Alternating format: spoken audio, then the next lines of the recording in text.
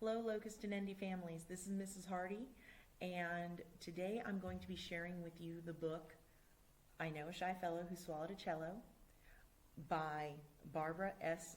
Gariel and illustrated by John O'Brien.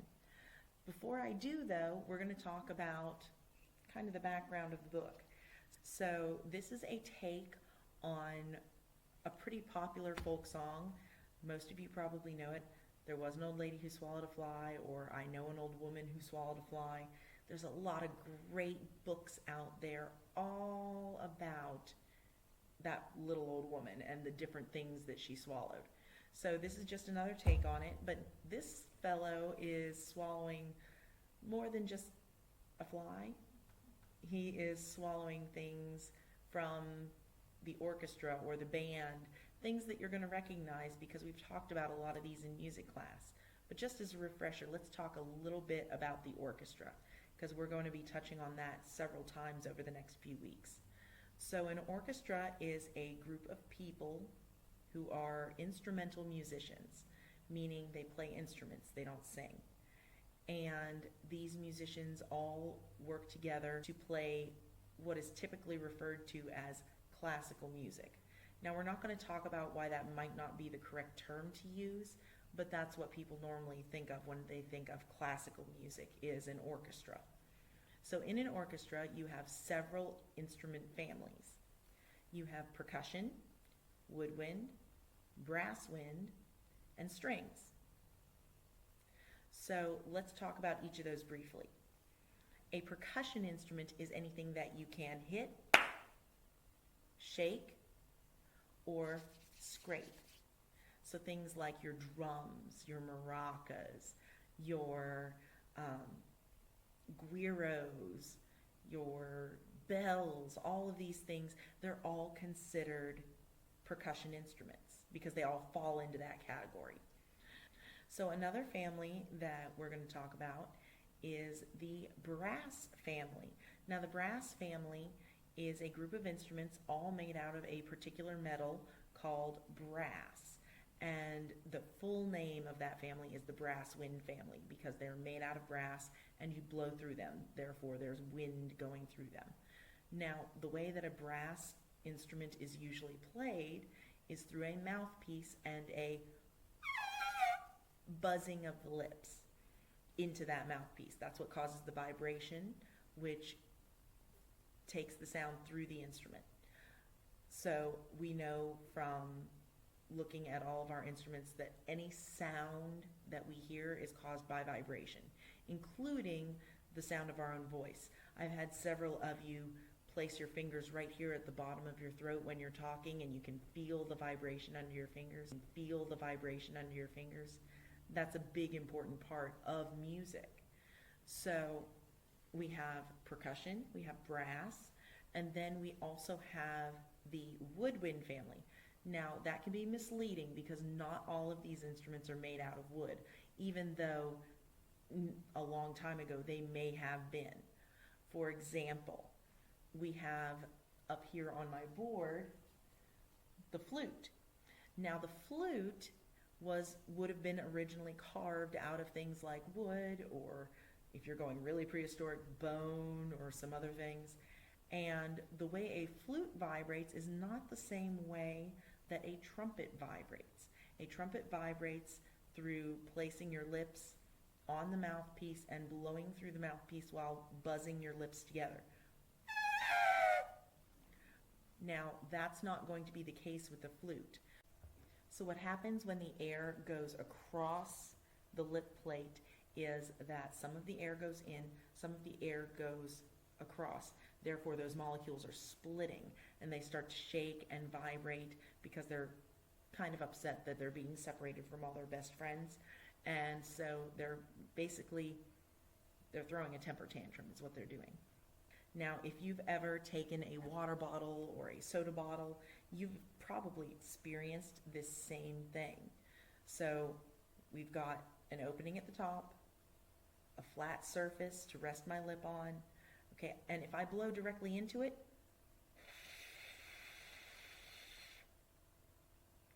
nothing.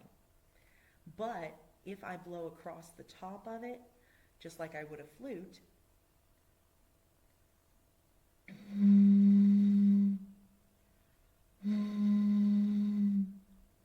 some of the air is going in and it's bouncing around inside, some of it keeps going across.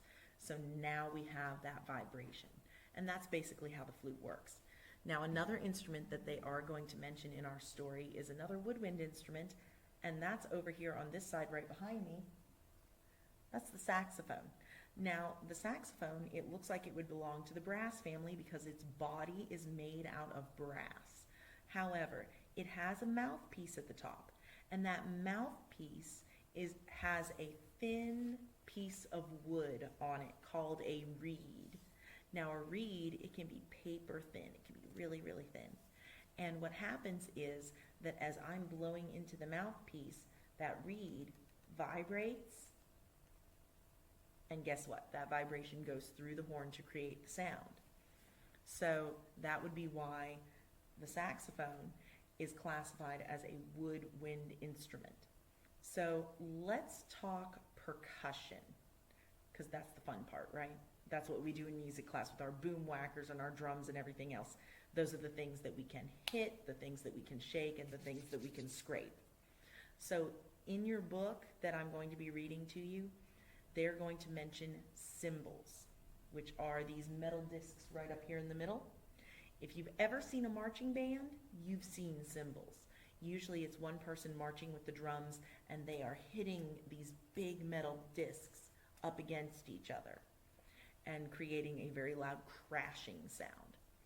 So then we're going to move on to the strings, which is my bottom row. Now, I apologize, some of these pictures are pretty old, but they give a good idea of how those instruments get held. So the first one that you're going to hear about in the book is, of course, this guy over here behind me, the cello. The cello looks like a violin, but there's a few key differences. First of all, it's much bigger.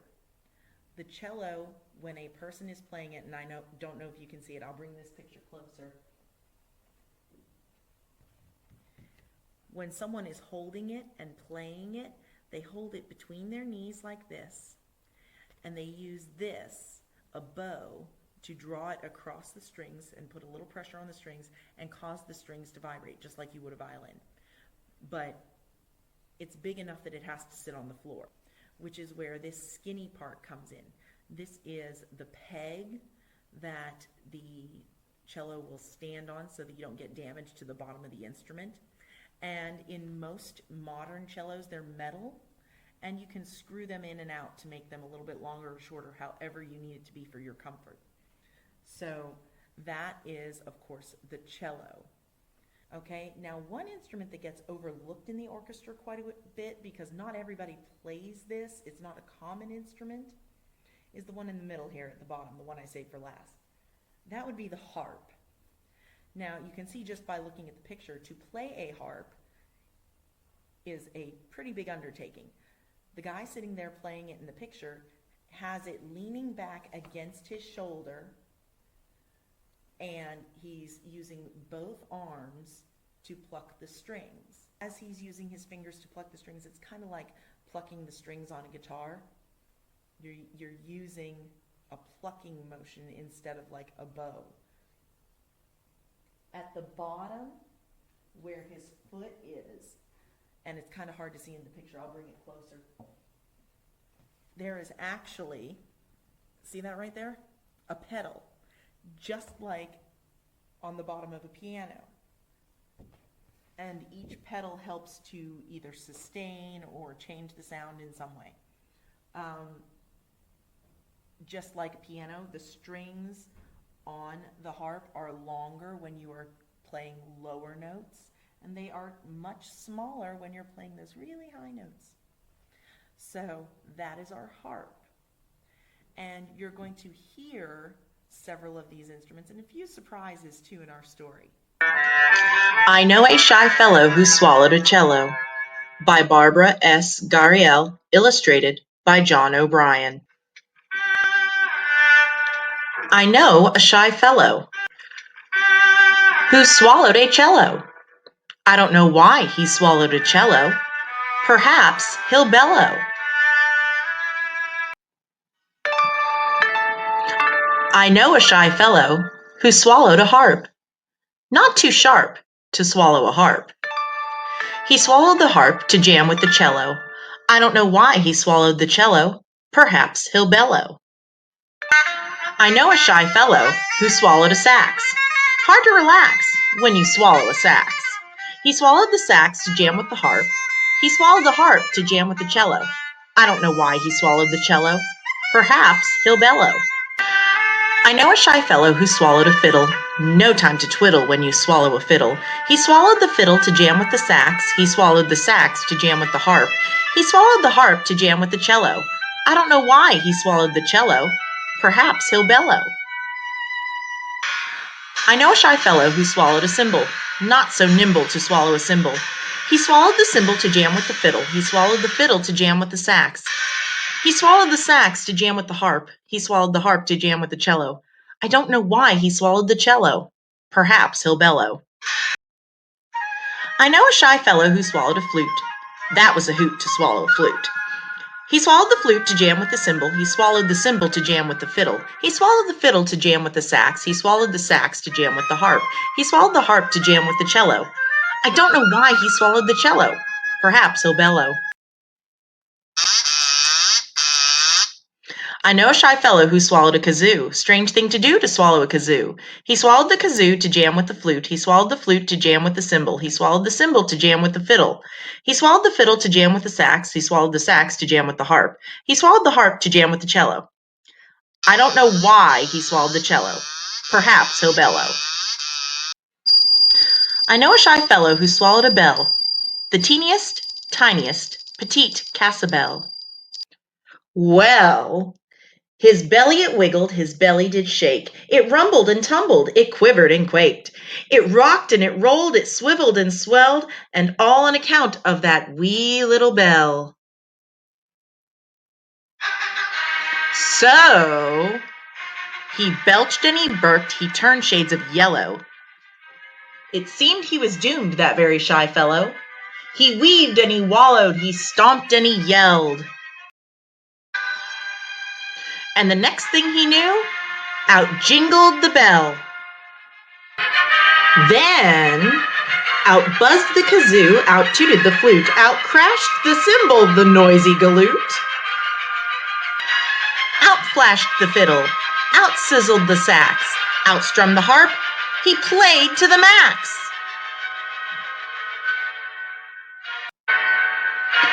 Well, he bellowed, that fellow did bellow.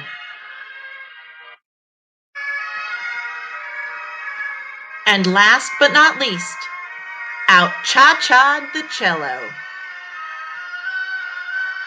The end, folks. I hope you enjoyed it, and I'll see you next time.